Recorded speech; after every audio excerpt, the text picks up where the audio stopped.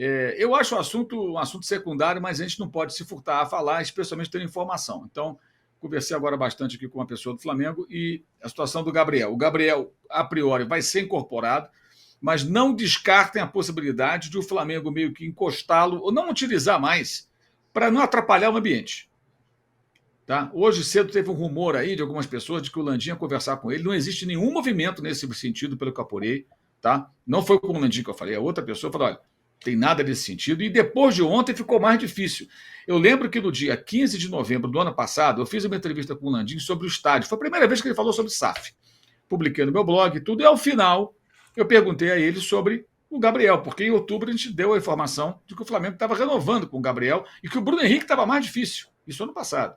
Verdade. E que o Bruno Henrique estava difícil, o Gabriel estava encaminhado. Essa notícia me assustou. Falei, como assim? Um ano e tanto antes, 15 meses antes, e com aumento e tudo mais. Isso repercutiu muito mal. E aí, quando eu consegui falar com o Landim sobre um outro assunto, ele eventualmente atende, né? Nem sempre atende. Agora não quer falar do menos com a imprensa, pelo menos comigo e com alguns colegas com os quais para os quais ele dava entrevista.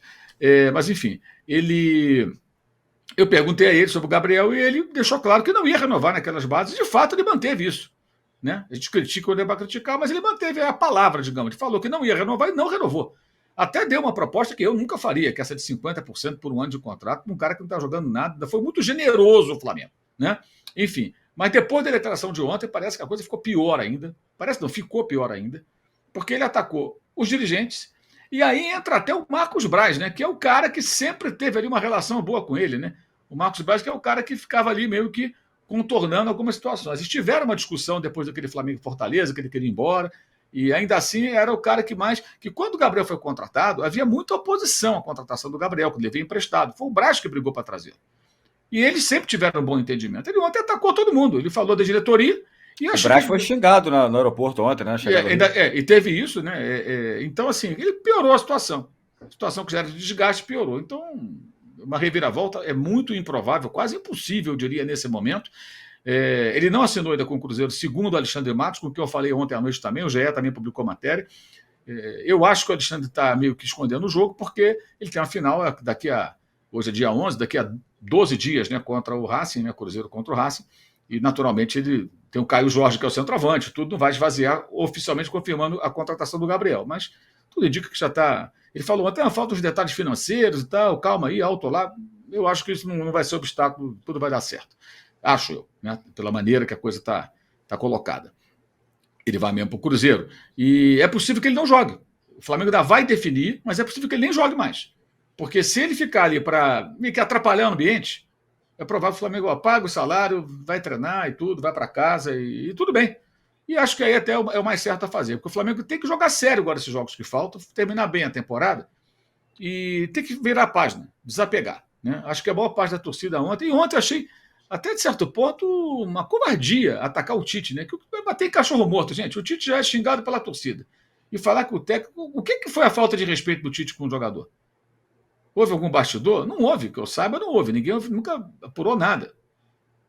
Colocá-lo na reserva, o que seria respeitar o jogador? Barrar o Pedro? Barrar o Everton, Cebolinha? Barrar o Luiz Araújo? Todos que entraram atacantes, que ele poderia jogar no lugar de um deles, né? E que estavam em condição muito melhor, muito superior à do Gabriel.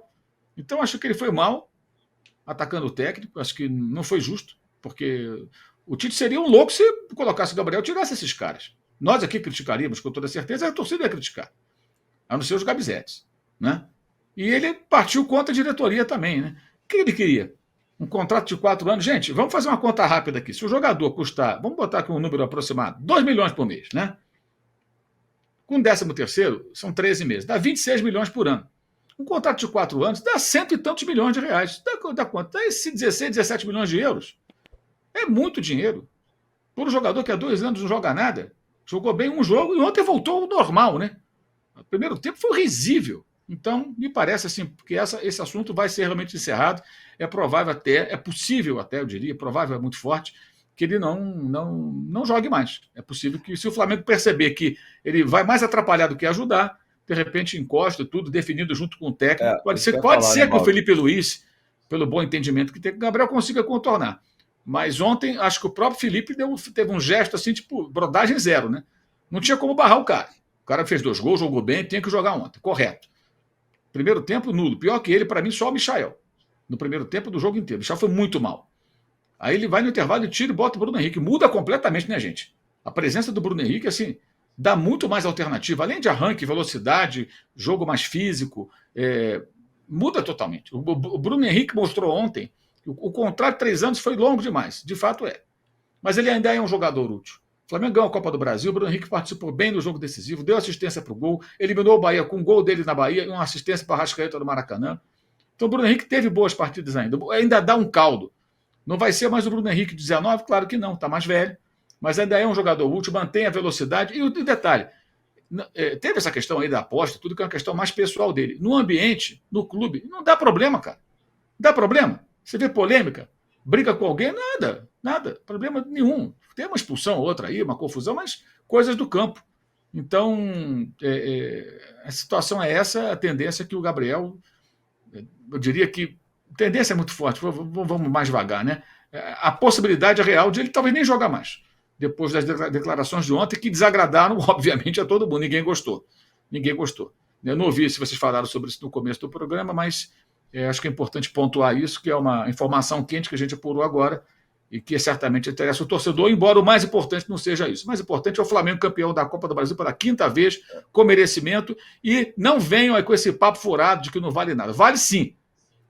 O brasileiro é maior, a Libertadores é maior. Ok, isso aí é indiscutível. O Flamengo foi muito mal na Libertadores, foi um vexame. O Flamengo deveria fazer mais no brasileiro? Deveria. Ainda pode fazer um pouco mais.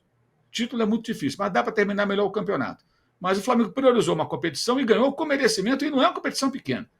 Eliminou o Palmeiras, o Bahia num bom momento, o Corinthians com um jogador a menos desde 27 minutos, jogando fora de casa, com uma vantagem mínima que tinha de 1-0, e passou por cima de um finalista da Libertadores com muita autoridade. Ontem era para ser uma goleada.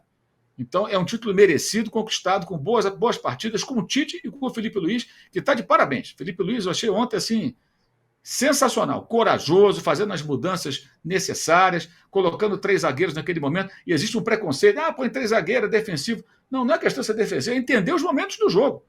O Atlético vai povoar a minha área, eu também vou, então tem uma artilharia antiaérea. O Flamengo ganhou todos os duelos ali, praticamente, e tendo a opção... o Kardec, que é alto, né? Exato, encheram a área do Flamengo ali, meteram o Saravia para ter mais um cara para jogar bola na área do Flamengo, e o Flamengo, quando ele fez a mexida, continuou, se defendeu bem, e o Flamengo agrediu. O Flamengo teve várias oportunidades. Incrível são os gols perdidos. É um velho problema que ele não conseguiu corrigir, nem os seus antecessores.